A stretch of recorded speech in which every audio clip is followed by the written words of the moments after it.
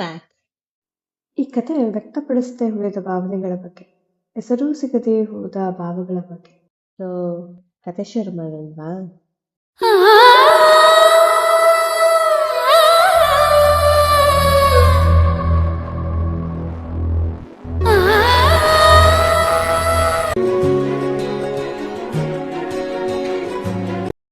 ನಿಮ್ಗೆಲ್ಲ time travel ಬಗ್ಗೆ ಗೊತ್ತಿರ್ಬೇಕಲ್ವಾ? ನಾವೀಗ 2005ಕ್ಕೆ ವಾಪಸ್ ಹೋಗ್ತಾ ಇದ್ದೀವಿ. ಈ ಕತೆ ಶುರು ಆಗೋದು ಮುಂಬೈಯಲ್ಲಿರೋ ದೊಡ್ಡ ಇನ್ಸ್ಟಿಟ್ಯೂಷನ್.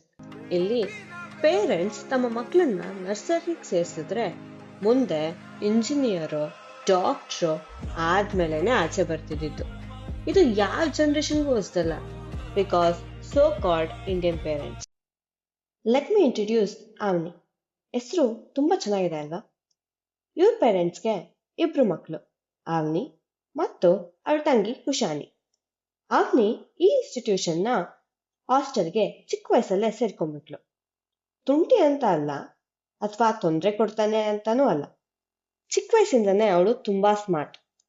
ಇಂಡಿಪೆಂಡೆಂಟ್ ಆಗಿ ಬದುಕೋದನ್ನ ಚಿಕ್ಕ ವಯಸ್ಸಲ್ಲೇ ಕಲಿಬೇಕು ಅನ್ನೋದು ಇವ್ರ ಪೇರೆಂಟ್ಸ್ ಆಸೆ ಆಗಿತ್ತು. ಅವನಿ ಬಗ್ಗೆ ಇನ್ನೂ ಹೇಳ್ಬೇಕಂದ್ರೆ everyone's favourite, class topper.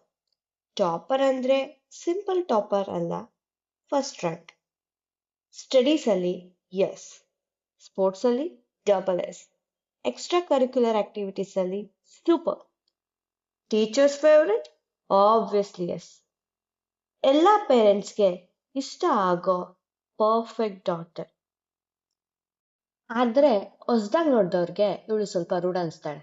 ಯಾಕಂದ್ರೆ people always judge a book by it's cover. ನಿಮ್ಗೆ ಅವನಿ ಇಷ್ಟ ಆಗ್ತಿದ್ದಾಳೆ ಅನ್ಸ್ತಿದೆ. ನನ್ಗಂತೂ ತುಂಬಾ ಇಷ್ಟ ಆಗಿದ್ದಾಳೆ. ಈಗ ಅವಳು 8th ಸ್ಟ್ಯಾಂಡರ್ಡ್, ಹೈಸ್ಕೂಲ್ಗೆ ಕಾಲಿಟ್ಟಿದ್ದಾಳೆ. ಇದೇ ಟೈಮಲ್ಲಿ ಈ ಇನ್ಸ್ಟಿಟ್ಯೂಷನ್ಗೆ ಒಬ್ಬ ಹೊಸ ಹುಡುಗ ಜಾಯ್ನ್ ಆಗ್ತಾನೆ. ಹೆಸರು ಸೂರಜ್.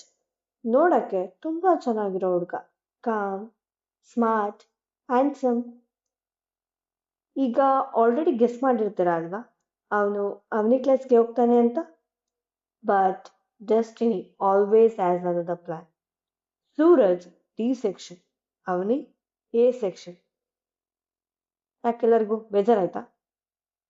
ಲೈಫ್ ಅಂದ್ರೇನೆ ಹಾಗೆ ಅಲ್ವಾ, ನಾವ್ ಅಂದ್ಕೊಳ್ಳೋ ತರ ನಡೆಯಲ್ಲ.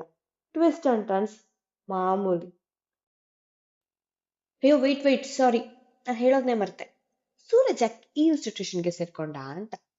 ಸೂರಜ್ ಅಪ್ಪ ಒಬ್ಬ government employee and also single parent. Transfers ಅನ್ನೋದು ಇವ್ರಿಗೆ ಕಾಮನ್ ಆಗಿ ಹೋಗಿತ್ತು. ಸೂರಜ್ ಡೆಲ್ಲಿಯಲ್ಲಿ ಹುಡ್ತಾನೆ. ಅದಾದ್ಮೇಲೆ ಅಹಮದಾಬಾದ್, ಹೈದರಾಬಾದ್, ಪುಣೆ, ಈಗ ಮುಂಬೈ. ಈ ಎಲ್ಲಾ ಜಾಗದಲ್ಲಿ ಸೂರಜ್ ಅಂಡ್ ಅವರ ಅಪ್ಪ ಜಾಸ್ತಿ ಟೈಮ್ ಇದ್ದದ್ದು ಪುಣೆಯಲ್ಲಿ. ಅದಕ್ಕೆ ಅವನಿಗೆ ಮಹಾರಾಷ್ಟ್ರ ಕಲ್ಚರು ಅಡ್ಜಸ್ಟ್ ಆಗೋಗ್ಬಿಟ್ಟಿತ್ತು. ನೋಡ್ದವ್ರು ಪುಣೆ ಹುಡುಗ ಅಂತ ಹೇಳೋ ಅಷ್ಟು. ಟ್ರಾನ್ಸ್ಫರ್ಸ್ ಆಗಿದ್ರಿಂದ ಮುಂಬೈಗೆ ಬರ್ಬೇಕಾಯ್ತು. ಸೂರಜ್ ಅಪ್ಪ ಆಸೆ ಏನಂದ್ರೆ ತನ್ನ ಮಗ ಈ ಇನ್ಸ್ಟಿಟ್ಯೂಷನ್ ಅಲ್ಲಿ ಕಂಪ್ಲೀಟ್ ಎಜುಕೇಶನ್ ಮುಗಿಸ್ಬೇಕು ಅನ್ನೋದು. ಸೂರಜ್ ಒಬ್ನೇ ಮಗ ಆಗಿರೋದ್ರಿಂದ ಹಾಸ್ಟೆಲ್ಗೆ ಸೇರ್ಸೋಕೆ ಅವರಪ್ಪ ಹೋಗ್ಲಿಲ್ಲ. ಇನ್ಸ್ಟಿಟ್ಯೂಷನ್ ಹತ್ರನೇ ಒಂದು ಹೊಸ ಮನೆಯನ್ನ ತಗೊಂಡ್ರು. ಸೂರಜ್ ಮತ್ತು ಅವನಿ ಇಬ್ರು ಬಂದಾಯ್ತು. ಇಬ್ರು ಮೀಟ್ ಆಗ್ತಾರ? ಆದ್ರೆ ಯಾವಾಗ ಆಗ್ತಾರೆ? ಅಥವಾ ಮೀಟ್ ಆಗ್ದೇನೆ ಹೋಗ್ತಾರ? ಸೆಕ್ಷನ್ಗಳು ಬೇರೆ ಬೇರೆ ಇದೆ. ಡೆಸ್ಟಿನಿ ಪ್ಲಾನ್ ಏನು ಅಂತ ನೆಕ್ಸ್ಟ್ ಎಪಿಸೋಡ್ ಅಲ್ಲಿ ತಿಳ್ಕೊಳ್ಳೋಣ. ಹೀಗೆ ನೋಡ್ತೀರಿ ಅವ್ಯಕ್ತ, ಅ ಲವ್ ನೆವರ್ ಕನ್ಫೆಸ್ಡ್.